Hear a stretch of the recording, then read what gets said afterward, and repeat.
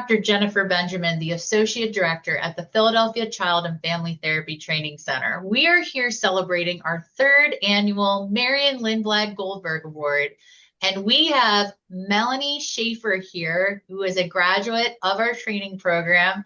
Hey, Mel, congratulations on your nomination. Thank you. Thank you so much. Yes, this is so exciting.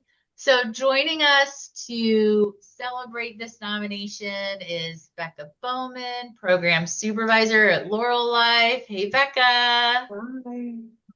And Wilson Santiago, Operations and Clinical Director of Family-Based Mental Health Services at Laurel Life. Hey, Wilson. Hello. And Dr. Zach Alicio, my colleague and faculty at the training center and cohort trainer for Harrisburg. Hey, Zach. Hey, everyone. Hey. So, Becca, I'm going to come to you first. Why are you not surprised that Melanie's been nominated for this award? I am not surprised because Mel is constantly intentional about her growth. This past year, she passed her competency and the state board exam and is now a certified ESFT clinician. Yes. Hey! Yay, Mel! Thank you.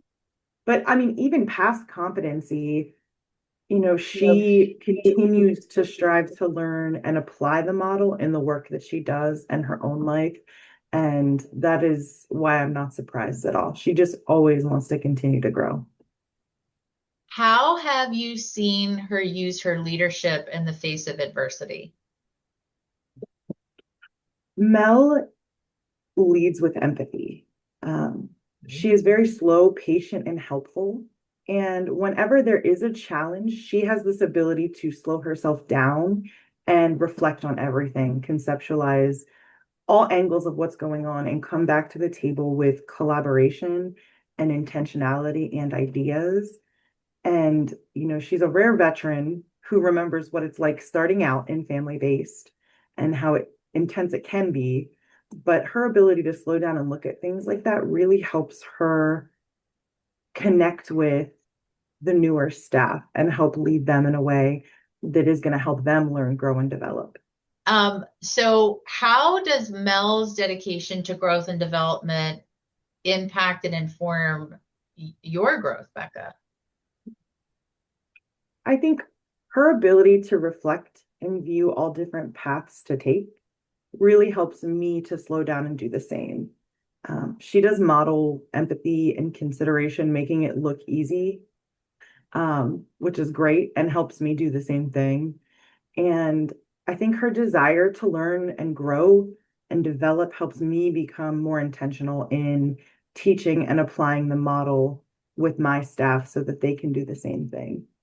All right. Well, yeah, Mel, makes sense. The nomination's making a lot of sense to me. Wilson, I'm going to come to you. Why are you not surprised that Melanie's been nominated? The worker. That's how I describe Mel.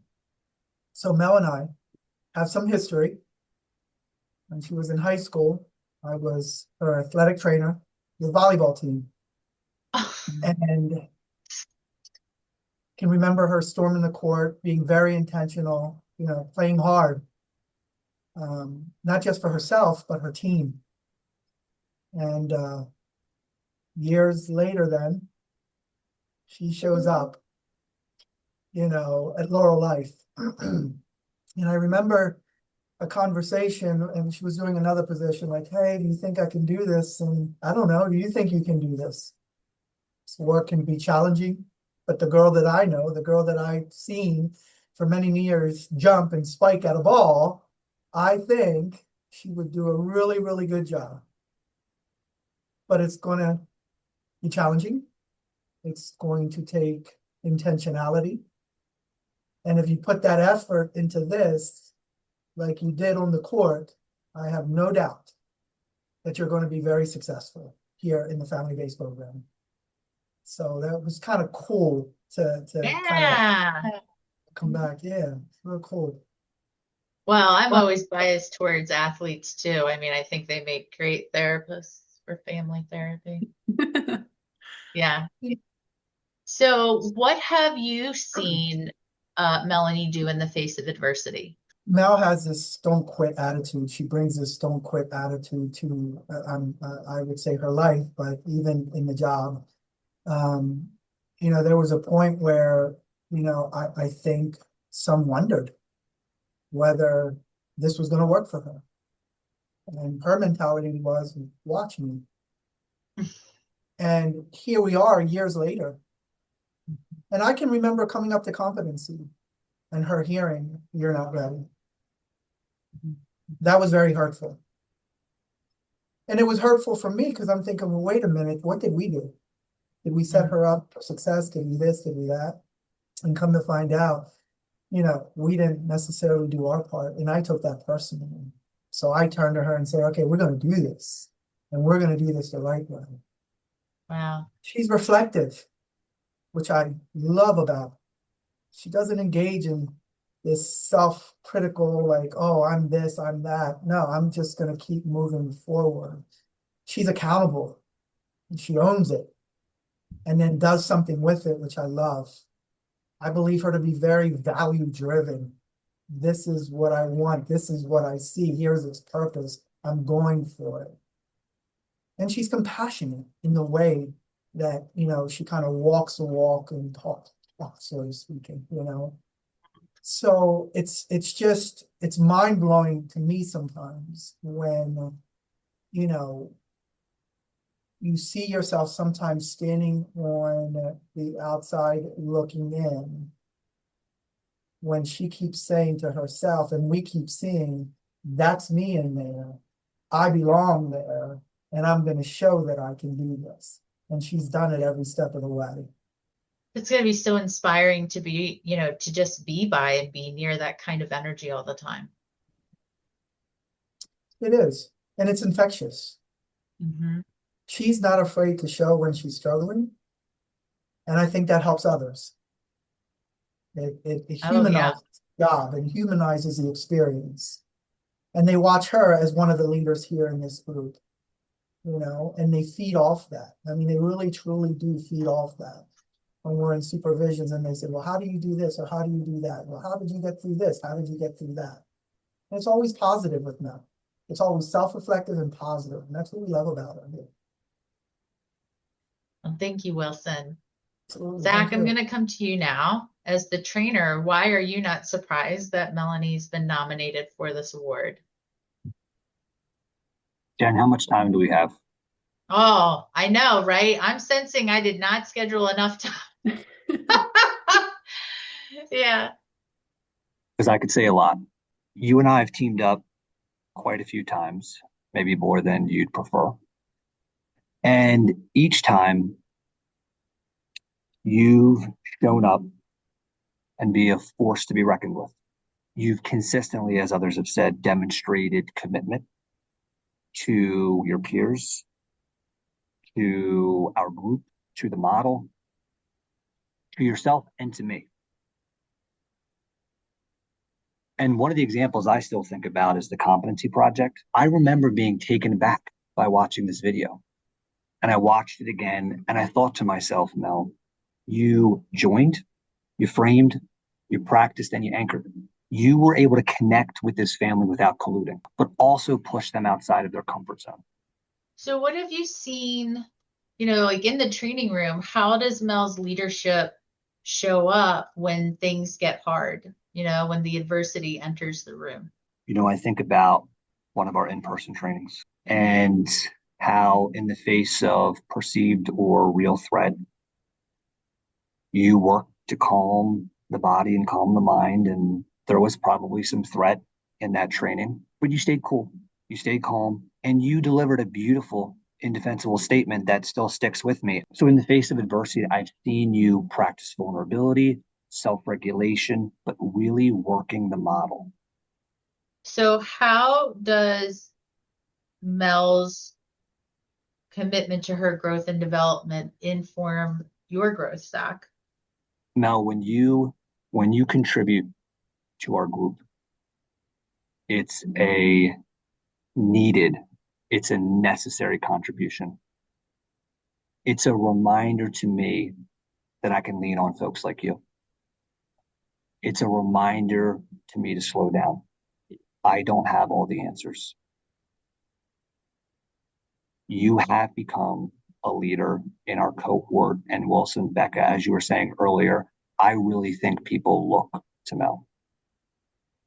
So when you contribute, when you comment, when you challenge, when you validate, it makes me go.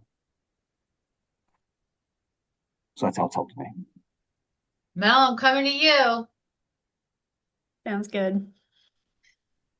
So what does it mean to be recognized as having the same passion and commitment as our fearless Director Emeritus, Dr. Marion Lindblad-Goldberg?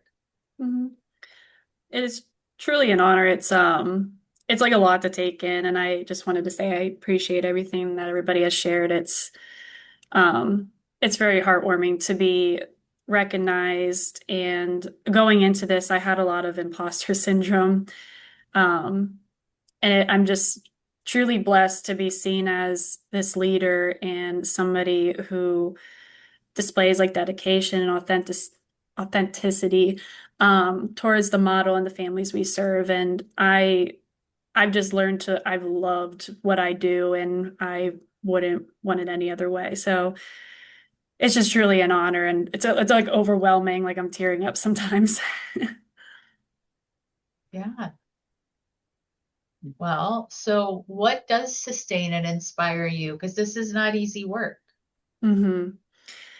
I've seen the model, like I really value the model and seen how much it has impacted the families we serve, and it works. And I remember my first supervisor, we had a supervision together, and she said, you can use the model for yourself, like personally. And it's really helped me and helped me grow and built like so much resiliency. I'm not the person I was 5 years ago, and I'm just so blessed to be a part of this.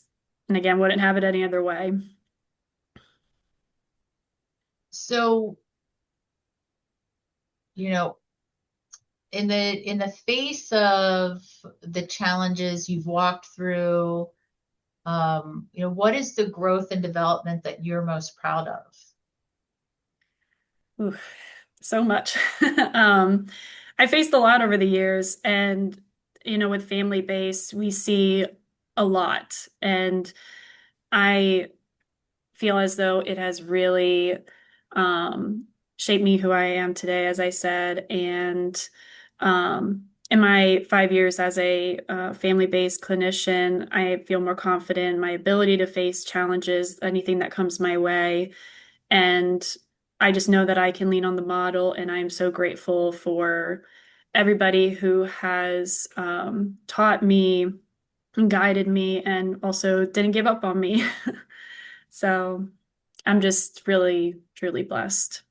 And I feel like this model is not talked about enough and not easy to do.